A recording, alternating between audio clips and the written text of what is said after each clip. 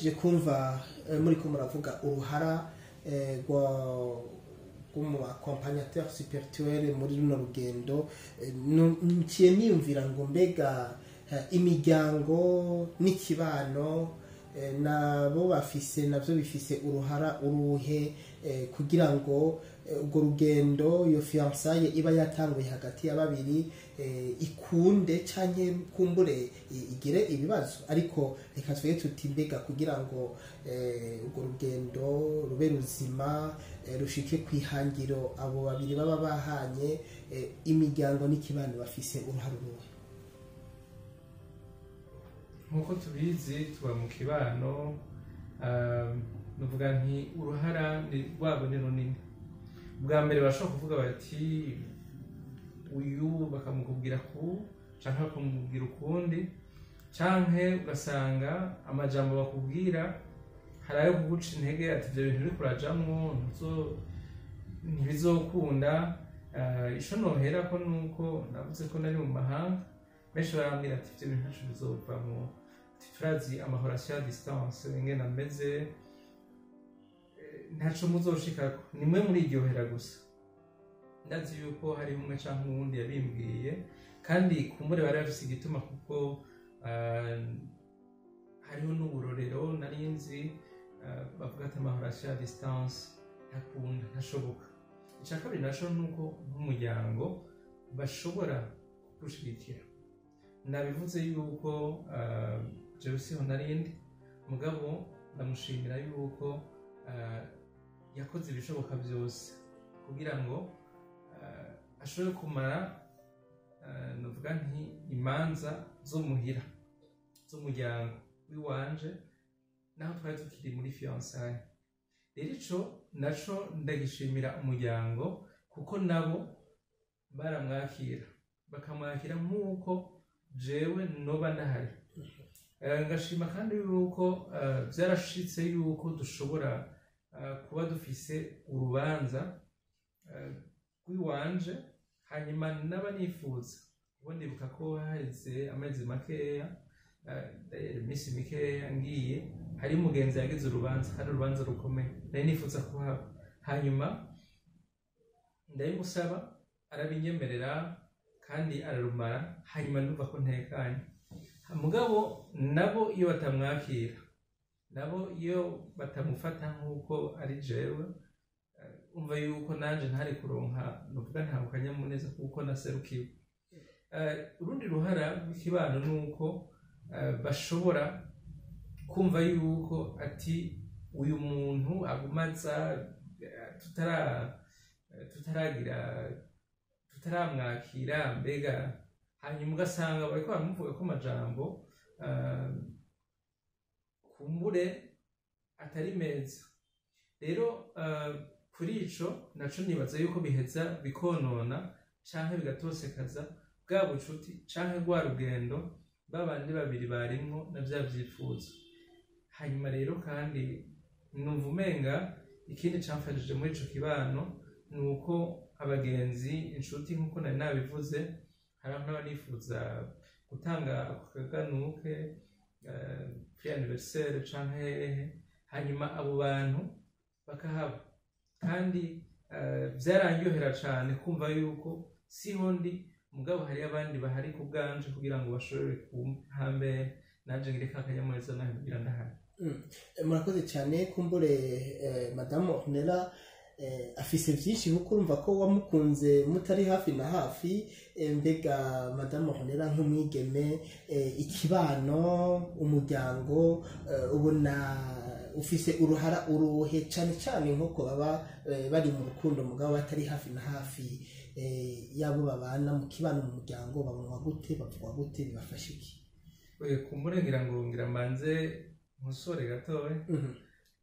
Twaramenyanye turaja mu rukundo, hanyuma ndagenda, twari twaratanga urugendo, hanyuma birashika ako karyo karaboneka k'ubugenda. Bisigura ngo mu muryango wiwe bari bakuzi, nawe bari bamuzi, ariko muri rusangi ikibano, umuryango bafise uruhara uruhe mu rugendo rw'abubakanye?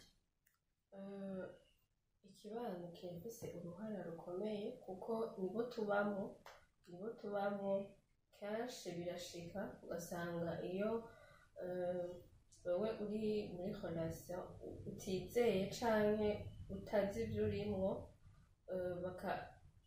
bakayica relation yanyu kuko bivanye n'ibyo bavuga n'ibyo bakubarira kuko wowe nk'uko bivuze hari umwanya tutari kumwe. Kenshi usanga iyo mu maharasa distance usanga wemera ibyo bakubariye kuko ntavyo uba ubona ibyo aba arimwo canke jewe ibyo ndimwo ntavyo aba abona, ugasanga ikibano kirafise ijambo kuko niba ubona bakorera ama exemple bakubarira. Ikibano rero kirafise uruhara rukomeye, ariko co novuga naho uwo muntu aba ari muri relation ho kumenya ibyo arimwo canke kumenya haba abagenzi mujana eske abo bagenzi nabo ukuri barafise hari ahantu bazogushikana canke mubibona kumwe kuko nkuko navuze ikibano nico tubamwo, ariko nahawe wowe uri muri relation utora ati aba nibo tugumana, aba nibo tujana, nibo numva ibyo bambwiye, hamwe no kwizera no mukunda nkuko nabivuze muri relation yacu twarizera ko twavugishanya ukuri. Rero nico caradufashije kumva ko ndamwizeye nawe aranyizeye, ego vyaradufashije cane ku buryo ikibano twatoye ikidukuza kidufasha babandi badusubiza inyuma, babandi batubarira ibintu atari byo twarababamo, ariko sibyo twashira imbere twe relation yacu donc naho dushaka gushika ko twari tuhafise. Muri make uvuga uti abakundana bategerezwa kuba bafise ihangiro banizeranye. Yego cane, bategerezwa kuba bafise ihangiro kuko ico kibano sico kiri muri relation yanyu, ni mwebwe mutegerezwa kuba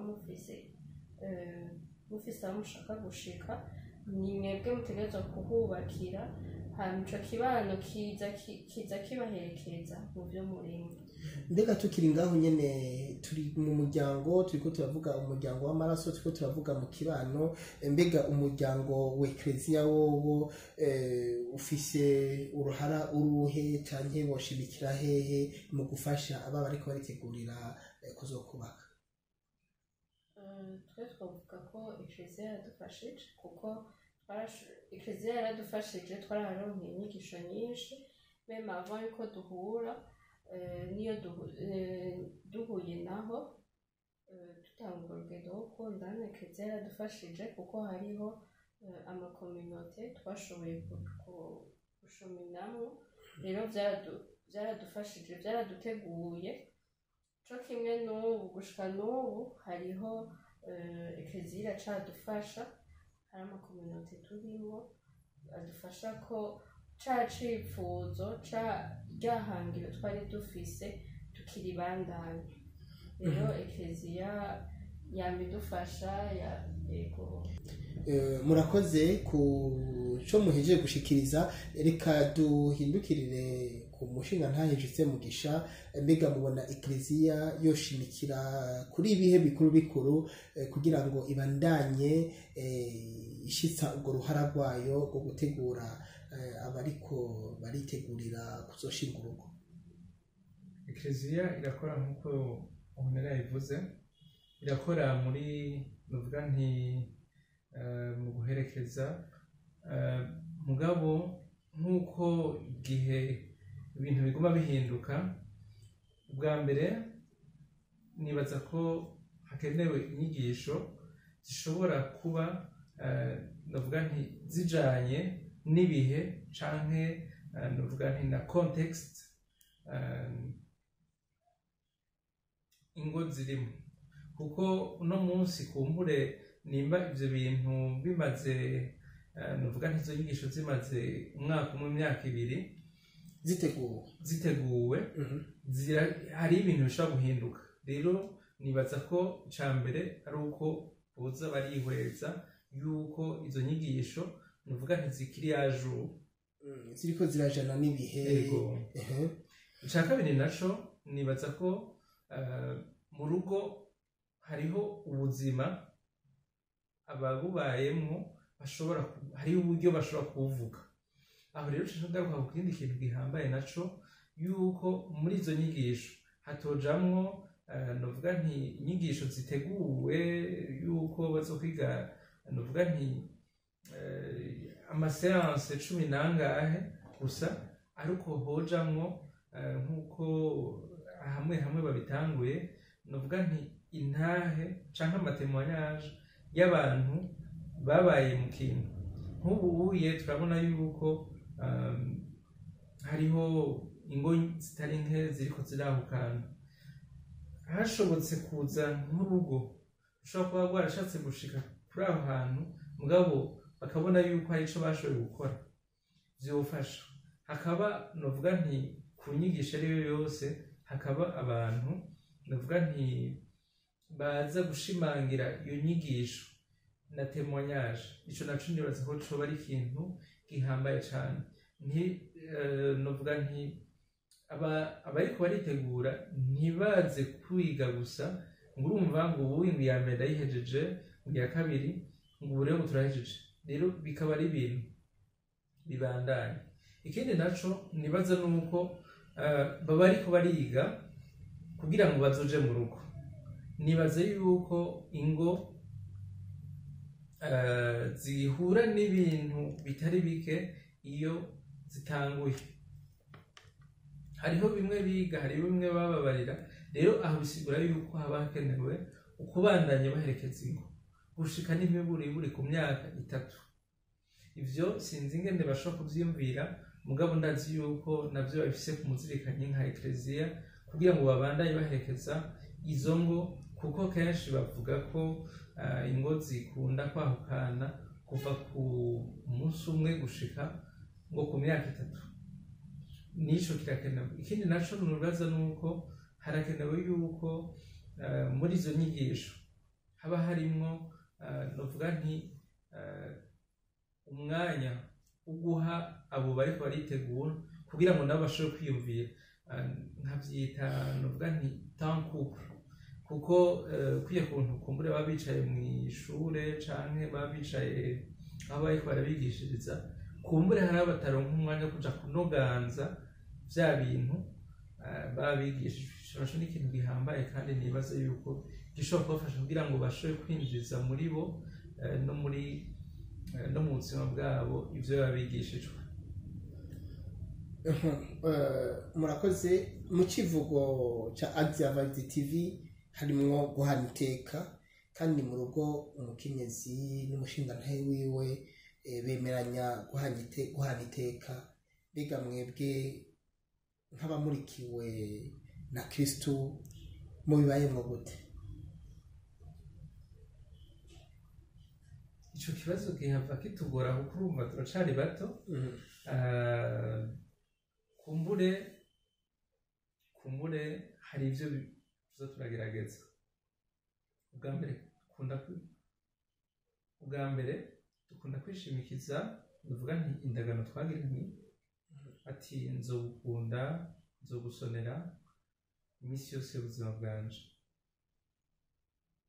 nuvuga nti twebwe iyo turiko turibuka canke turiko turazirikana kuri irya engagement biradufasha icya kabiri naco nuko twebwe nivyo hariho uruhara rw'umupfasoni hariho n'uruhara rw'umushingantahe ariko twebwe nuvuga yuko twaragize amahirwe yuko ntituvuga ngo hari ibikorwa vy'umugore wana hariho n'ibikorwa vy'umugabo nimba umwe arushe canke umwe agwaye turabifashanya ikindi naco nuko nuvuga nti muri uko guhana iteka hagize nuvuga nti zazanira umwe imbere yuko aza kubaza uwundi imbere yuko aza kubaza abandi turabanza tukicara tukaganira turi babiri, hanyuma tukaraba ko dushobora kubitorera umuti. Ica gatatu ni uko twasanze hari ibintu byinshi bituma ingo zisambuka canke zitumvikana. Ibyo nivyerekeye uburyo, nivyerekeye ingene kumbure je nshobora guterera uyu ubundi nawe kuva yuko twotanga canke rero aho nahone mu bwa mbere byaratugoye, mugabo ubu turagerageza tukabanza tukiyumvira ibyo dukeneye, tukabanza tukiyumvira nuvuga nti n'ibikwiri, hanyuma tukaheza tukabikora, tukaheza tugatunganya nuvuga nti n'ubwo buryo. Hanyuma ikindi ca nyuma ni uko nuvuga nti ivyerekeye ubutunzi muri rusangi twese tubikoresha nuvuga nti mu bwisanzure, ntavuga ngo je ndafise utwi wanje, jewe ivyo ndonka vyinshi arabizi, jewe ivyo ndonka vyose arabizi, ndabimuganirira, hanyuma nawe ivyo aba yaronse, hanyuma tugaheza tukimburira hamwe, hanyuma rero tugaheza tukaraba imigambi, haba ari akazoza, haba ari ikintu dushaka gukora, hanyuma tukabikorera hamwe. Rero sinzi ko nawe ngira ngo hari ingene abibayemo. Nico nyene nari mfise nca ndamubaza, kuko Axia Vibes TV irafise iyo hangiro yo guha iteka uwundi. Mbega Madame Ornella, uko abivuze niko biri wumva mu mutima wawe, vuga uti jewe turiko turahana iteka, umushinga yanje arampa iteka, nanje ndamuiteka mu vyo uko ndabishoboye. Byinshi naje kubivuga nk'uko abivuze, turacari bato, nibaza ko ngira nta byinshi turabona, ariko ibyo tumaze kubamo ni uko tugerageza, turacabandanya ko n'urugendo, turacabandanya duhana iteka haba mu kumvikana, mu kuyaga duhana. Kandi n'ikindi novuga ni uko muri uko guhana iteka agumana rya teka ry'uko ari umushingantahe, nanje nkaba umukenyezi mu rugo. Muri uko kuntu duhana iteka twese, dusanga rya teka twarihanye, hama bigatuma ko umwe atagira, nk'uko ndi umufasha wiwe nawe akaba umufasha wanje, turafashanya. Rero muri uko guhana iteka haca hazamo kwa kuntu ko gufashanya, kuko nico tuba twaremeranye imbere y'Imana n'imbere y'abantu. Nk'uko yabivuze, nta gikorwa ntashobora gukora, nta gikorwa ndagishoboye ntakora, nawe nta gikorwa adakora agishoboye, kuko muri uko guhana iteka twibutsa za ndagano twavuga, yuko azonkunda nanje nkamukunda, nkamusonera, kandi ko ntegerezwa kuba umufasha wiwe by'ukuri, nawe akaba umufasha wanje by'ukuri. Umwanya w'ikiganiro usa n'uriko uregerana, uri umufasoni, mwaratambukanye muri urwo rugendo gushika aho mwubakana. Mbega inama wumva wogira abigeme bagize canke bari muri urwo rugendo rwo gutegura kubakana, wumva ari iyihe? Jewe nobabwira ni uko umwe wese yogira intumbero iyo ashaka kuja, akaba afise intumbero. Iyo ntumbero niyo izomufasha kumenya iyo ashaka kuja n'uwo baba bari kumwe. Hama ikindi naco nomugira inama ni uko yoba cane mu gisabisho, kuba cane mu gisabisho, kuba mu bunywanyi cane n'Imana, kuko niho dukora vyose. Niyo ufise iriko uraja utari kumwe n'Imana, Imana niyo itwohiyonta ati ibi nivyo dutegerezwa gukora. Inama nobwira abasore canke abahungu bifuza kuja muri iyo nzira, nuvuga yuko ibintu vyose bisaba intumbero. ntibaje navuga nti muri relation bashaka gusubiramwo ibyo base canke basekuru bagize ngo umugabo ngo ategetse kuba ameze gutya bateguza kuba ameze kuriya nibagende bafise icifuzo cyo kubaka. Hanyuma ica kabiri nkuko Honera yavuze bagende bafise umugambi bavuga ati twe twifuza gushika ngaha twifuza kuva ngaha twifuza kuja ngaha. Ica gatatu naco numva nubabwira nuko bisaba uguca bugufi, bisaba ukwitahura kugira ngo ushobore kumva yuko uri kumwe n'umuntu nivyo ukunda ariko ubwirizo guha ikibanza, ubwirizo guha iteka nk'uko twari twabivuze. Ico rero naco gisaba yuko turengera imico n'imigenzo itari mike, ya yindi usanga itubarira ati umugore si uwo kubwira byose. Twumve yuko tubwirizwa kugira iyindi ntambuko kuko novuga nti nkuko bakunda kubivuga ibintu vyarahindutse.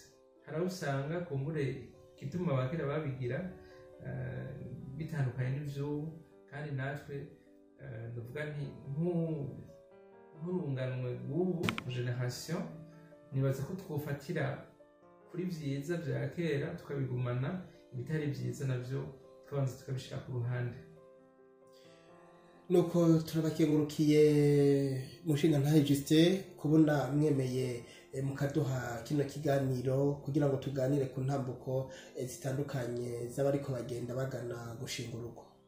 Nanje ndabakengurukiye. Turakengurukiye kandi umufasoni Honera mushimye kuduha kano kanya kugira ngo tuganire kuri byose tumaze umwanya turiko turaganirako. Murakoze namwe.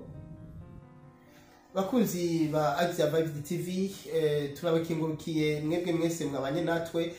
Twibutse yuko twari kumwe na Justin Mugisha yubakanye na Honera Isengwe, bakaba bariko baratuganirira ku ntambuko nkuru z'abariko bagenda bagana gushinga urugo. Tukaba twahumviye byinshi mbere nk'abakristo ivyo bokwirinda n'ingene bo kwifata n'ingene bo bigenza. Reka rero ndababwire nti mwakoze kubana natwe, ahasigaye naho ubutaha tuzosubira mu bindi biganiro nk'ibi. Mwakoze.